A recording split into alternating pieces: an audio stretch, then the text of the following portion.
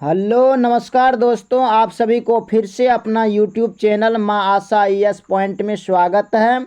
दोस्तों, आज की क्लास में मैं आपको 12th हिंदी के 7वां चैप्टर ओ सदानीरा का सभी ऑब्जेक्टिव क्वेश्चन आंसर कराने वाले हैं। आप लोग ध्यान से इसको देखेंगे और इसे अपने कॉपी में नोट करके इसको याद करेंगे। तो प्रथम क्वेश्चन है कि बहुजन संप्रेषण के माध्यम पुस्तक किसने लिखी है, जो 2020 में पूछा गया क्वेश्चन है। तो क्या होगा इसका आंसर, जल्दी हमें बताएं। इसका आंसर होगा जगदीश चंद्र माथुर, बी इसका आंसर होगा।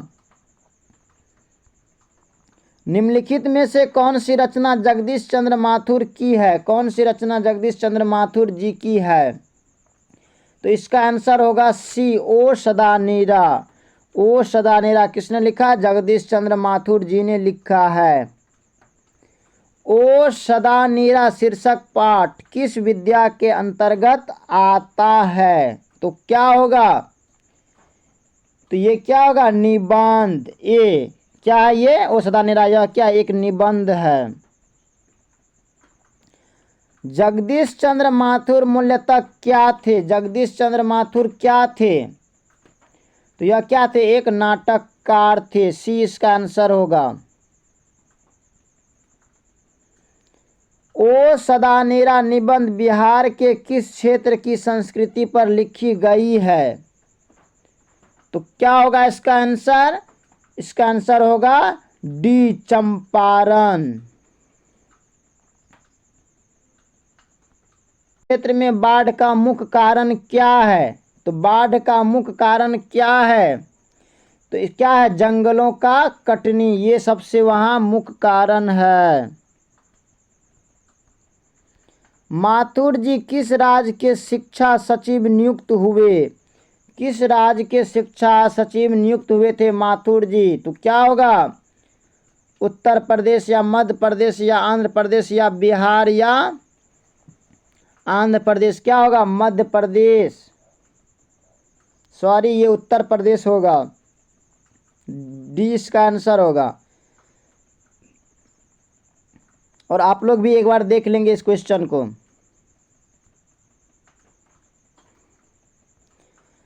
बारहवीं सदी के लगभग 300 वर्ष तक किस वंश का शासन था? किस वंश का शासन था? इसका आंसर होगा क्या? कर्नाट वंश, डी इसका आंसर होगा।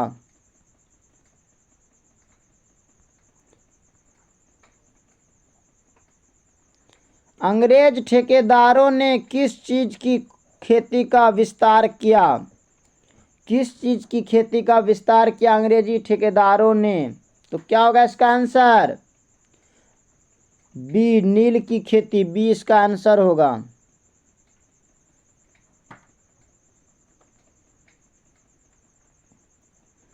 राजा हरि सिंह देव को गयासुद्दीन तुगलक का सामना कब करना पड़ा? इसका आंसर 1325 ईस्वी, इसका मतलब सी इसका आंसर होगा, 1325 ईस्वी में। धांगड़ों को नील की खेती के सिलसिले में कब लाया गया? कब लाया गया था? तो इसका आंसर होगा 18वीं शताब्दी के अंत में, ये इसका आंसर होगा। पुंडलिक जी कौन थे? पुंडलिक जी कौन थे? बी, शिक्षक थे। क्या थे? एक शिक्षक थे। निम्नलिखित में कौन सा नाटक जगदीश चंद्र माथुर रचित है? तो क्या होगा इसका आंसर? कोणार्क, सी इसका आंसर होगा। कोणार्क क्या एक नाटक है। निम्नलिखित में कौन सी उपाधि माथुर जी को मिली? कौन सी उपाधि माथुर जी को मिली है? तो क्या होगा इसका आंसर? विद्या वारिधि, बी इसका आंसर होगा। माथुर जी को भितिरवा पहुंचने पर कौन मिले थे भितिरवा पहुंचने पर? तो क्या था? पुंडलीक जी। सी इसका आंसर होगा।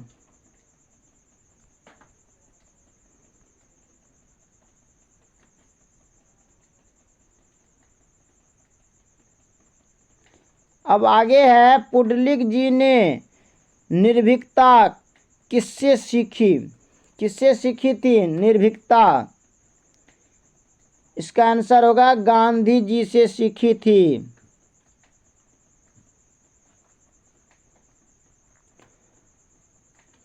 कोणार्क वंश के राजा हरि सिंह को किसका मुकाबला करना पड़ा था? तो इसका आंसर होगा गयासुद्दीन तुगलक। ये इसका आंसर होगा।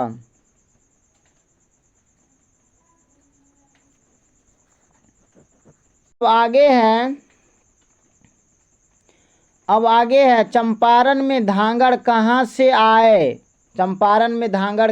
आए? VVI ऑब्जेक्टिव क्वेश्चन पूछा गया है कई बार। तो क्या होगा? छोटा नागपुर। सी इसका आंसर होगा। गांधी जी चंपारण में कब आए गांधी जी चंपारण में?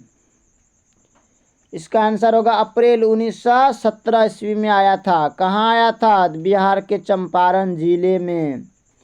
तीन कठिया प्रथा का संबंध किससे है? तो नील से है। नील की खेती से तीन कठिया प्रथा का संबंध है। अब आगे है, पढ़ई नदी कहाँ तक जाती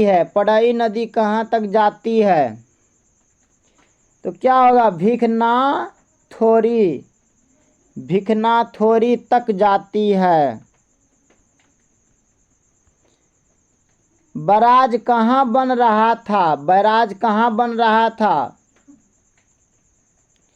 इसका आंसर होगा भैंसालोटन में। डी इसका आंसर होगा।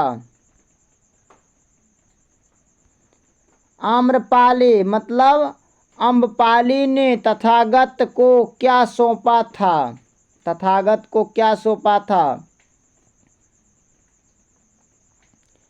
तो आम्र वन सौंपा था। 20 का आंसर होगा।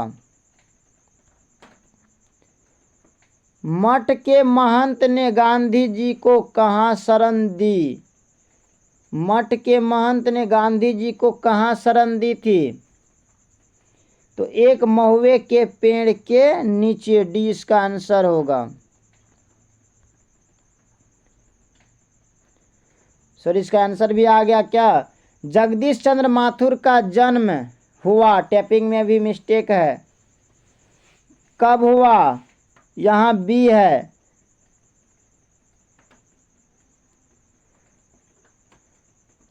16 जुलाई 1918 को या 16 अगस्त 1917 को या 20 सितंबर 1917 को? तो कब हुआ था?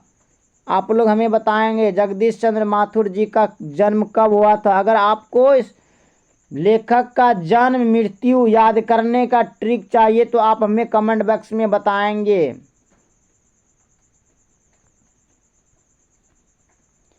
अब आगे है, वैशाली महोत्सव का बीजारोपण किया किसने? वैशाली महोत्सव का बीजारोपण किया? तो इसका आंसर होगा जगदीश चंद्र माथुर ने। 26 का बी आंसर होगा।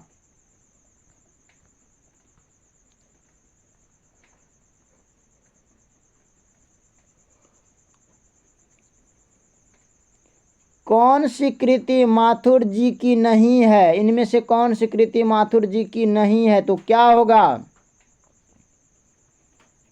इसका आंसर होगा रेशमी टाई। सी इसका आंसर होगा।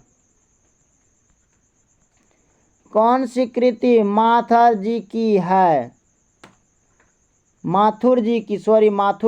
है? ये होता तो कौन सी कृति माथुर जी की है? तो इसका आंसर होगा भोर का तारा। भोर का तारा किसने लिखा? माथुर जी ने। बोलते क्षण किस साहित्यिक विद्या की कृति है? बोलते क्षण। तो क्या होगा इसका आंसर बोलते क्षण का? इसका आंसर होगा ये क्या, एक निबंध है बोलते क्षण। ओ सदा निरा किसको निमित्त बनाकर लिखा गया है? ओ सदा निरा किसको निमित्त बना करके लिखा गया है? तो गंडक को निमित्त बना करके लिखा गया है ओ सदा निरा, गंडक नदी। अब है थारन शब्द किस शब्द से विकसित है? थारन शब्द किस शब्द से विकसित है? तो क्या होगा इसका आंसर? थार से विकसित है।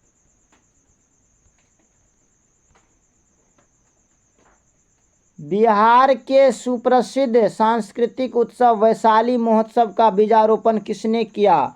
तो किसने किया आप हमें बताएंगे? तो जगदीश चंद्र माथुर जी ने किया। सी इसका आंसर होगा। ओ मेरे सपने क्या है? ओ मेरे सपने क्या है? जल्दी हमें बताएं। तो ओ मेरे सपने हमें क्या है? एक नाटक है। गौतम बुद्ध का आविर्भाव कब हुआ था? आविर्भाव कब हुआ था गौतम बुद्ध का? तो 2500 वर्ष पहले गौतम बुद्ध का आविर्भाव हुआ था। राजा हरि सिंह देव को किसका मुकाबला करना पड़ा था? किसका मुकाबला करना पड़ा था? तो क्या होगा? गियासुद्दीन तुगलक का। ए इसका आंसर होगा। ओ सदा निरा के लेखक कौन है? देखिए 2018 में पूछा गया है। तो क्या होगा? जगदीश चंद्र माथुर जी ओ सदा निरा लिखे हैं। कोणार्क के नाटककार कौन है? कोणार्क के नाटककार कौन है? तो क्या होगा? जगदीश चंद्र माथुर जी होगा। 10 तस्वीरें के रचनाकार कौन है? 10 तस्वीरें के रचनाकार कौन है? तो इसका आंसर होगा जगदीश चंद्र माथुर। 20 का आंसर होगा। तो दोस्तों आज हमने ओ सदा निरा चैप्टर का सभी ऑब्जेक्टिव क्वेश्चन करा दिए हैं। अगर आपको ये वीडियो पसंद आया होगा तो अपने दोस्तों को भी शेयर करेंगे। बाकी फिर हम आगे की वीडियो में आपसे मिलते हैं। बाकी so thanks very much, all the best.